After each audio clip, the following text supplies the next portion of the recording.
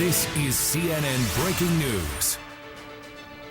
I'm Martin Savage. We're following breaking news out of New York at this hour. 2 New York City police officers in uniform sitting in their NYPD patrol car were shot ambush style, we're told, today in Brooklyn.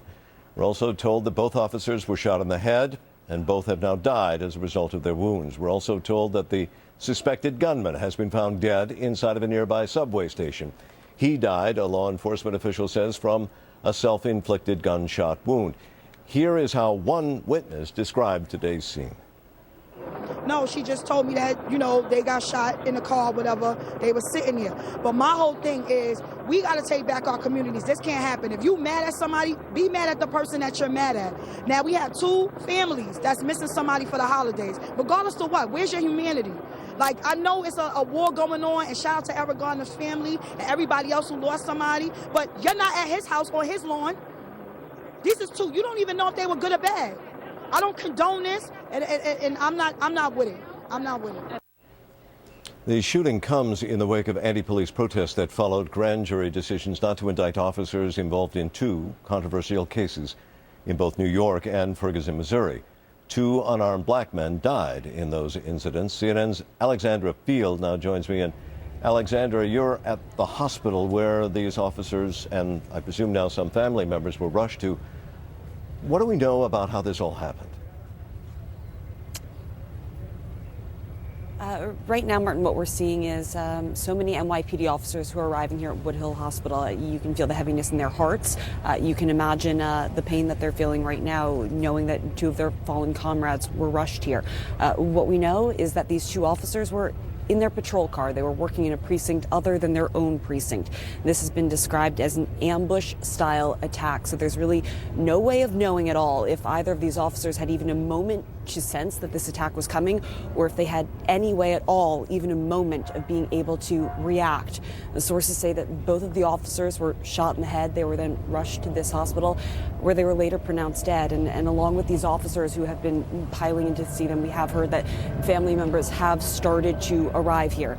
The NYPD at this point not releasing the name of these 2 victims, certainly giving the respect that is owed and due to the families who need a moment to grieve and to mourn privately. The suspect, Martin, as you've reported, was found in a subway, apparently shot, but believed to have died of a self-inflicted gunshot wound. We are not yet able to confirm that suspect's name, but law enforcement sources tell our Shimon Prokopez that the suspect had arrived here in New York after traveling in from Baltimore, Maryland. We are expecting to hear more from the NYPD along with city officials, hoping to hear from them shortly. It's expected that we could hear from them right here at this hospital this evening, Martin. All right, Alexander, we'll continue to follow you. We're also hearing CNN has now confirmed that the suspect came from Baltimore. So following exactly why and what was driving him to come from one city to another and allegedly carry out this attack is, of course, at the utmost of this investigation right now. Joining me on the phone from New York City is Mike Isaac. He lives in the Bedford-side neighborhood where all of this went down. And as I understand it, Mike, you actually heard it first and then went out on the street to see what was going on, correct? Yeah, that's right. I live about 1 block away from where the shootings occurred, and came outside and saw the sort of police response. And for the past few hours, they've been cordoning off the areas, I think about 4 or 5 square blocks now around the Vernon and Tompkins area, and they've stopped the G train, which runs around here. What was it you heard? I mean, did you hear gunfire, and if so, how many shots, or was it the amount of sirens that pulled you out? I did not hear gunfire. I did hear the sirens and the response afterwards, as well as the ambulances and the helicopter response. I have been talking to people in the neighborhood, though, and I have to say it's pretty tense around here. A lot of people are sort of acknowledging the recent verdicts or sort of outcomes of the events in Missouri, and saying that this is essentially reaching a boiling point that's just sort of tipping over, and people in this neighborhood are not happy about it. And how would you describe that neighborhood? So it's predominantly African American neighborhood. It's historically in the past has had high crime rate has been going down over the past few years. I spoke to a local who's lived here for 27 years. He said it's been getting better recently, but with the recent protests in New York, we saw a few weeks ago after Ferguson, things have just been a lot more tense, frankly. And he and other citizens I've spoken to around here have just been really upset by this whole thing.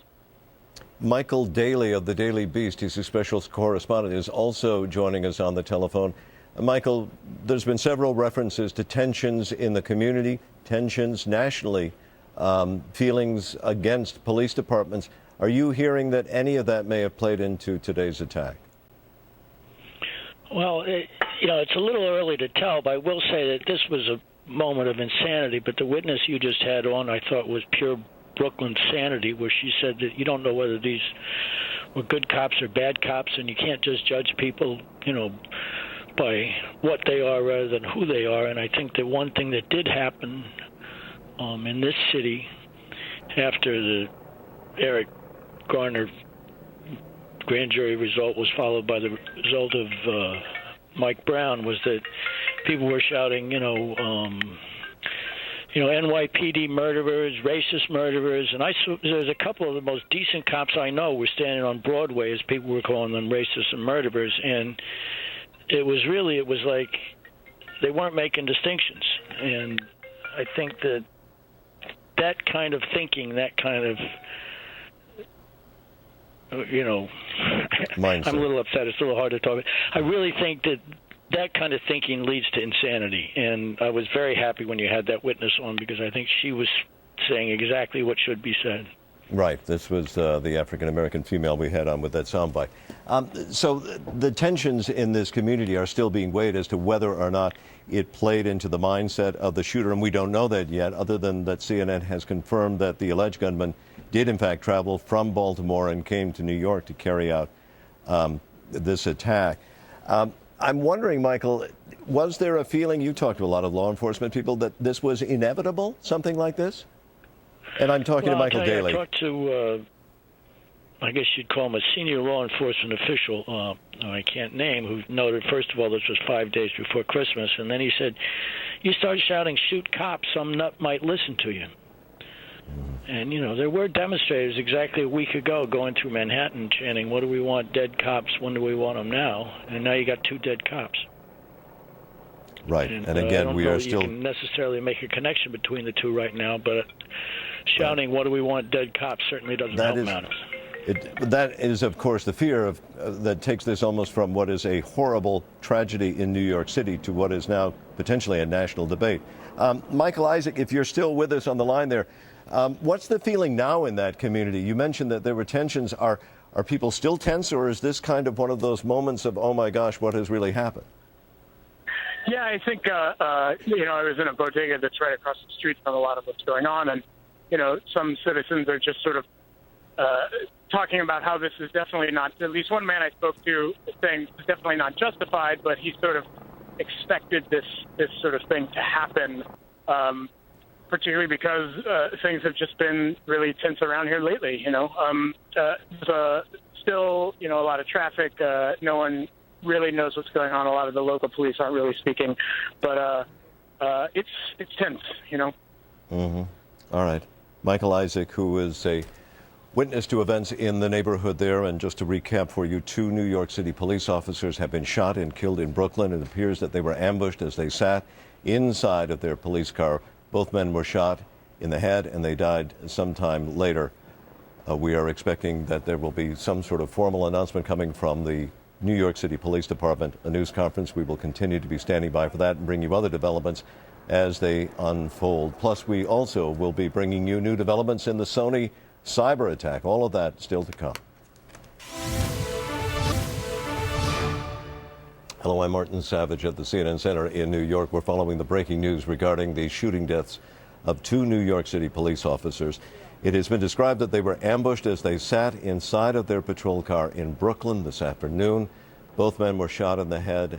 Both men died a short time later as they were being taken to or being treated at the hospital. Then we're also being told by authorities that the gunman in this particular case is believed to have killed himself with a gunshot wound. I want to bring in now Tom Fuentes.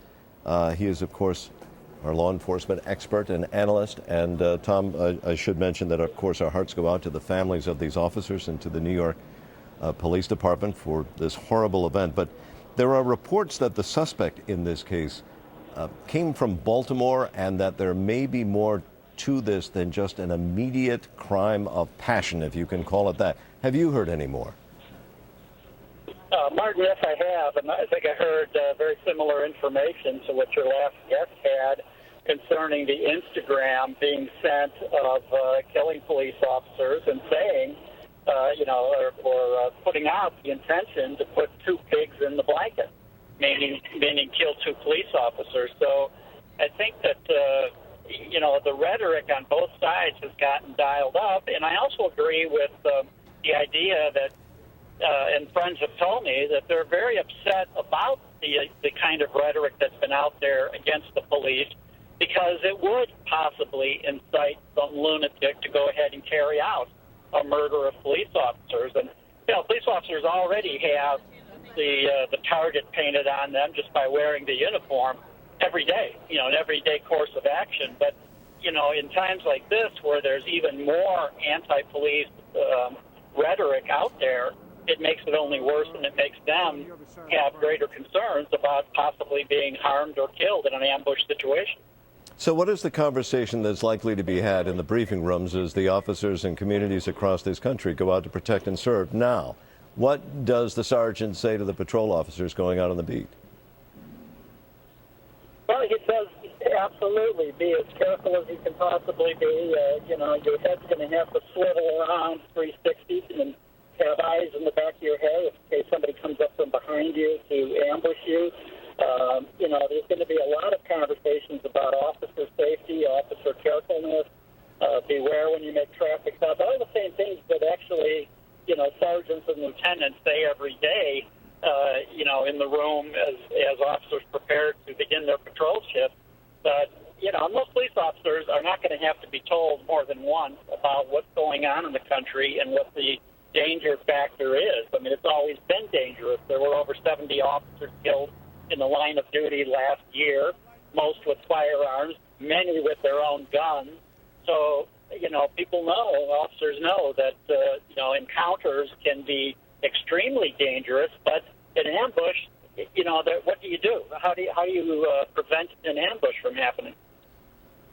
CNN law enforcement analyst Tom Fuentes joining us on the telephone again, reporting the news. 2 New York police officers shot and killed this afternoon in what is being described as an ambush as they sat inside of their patrol car. We'll have more after this break.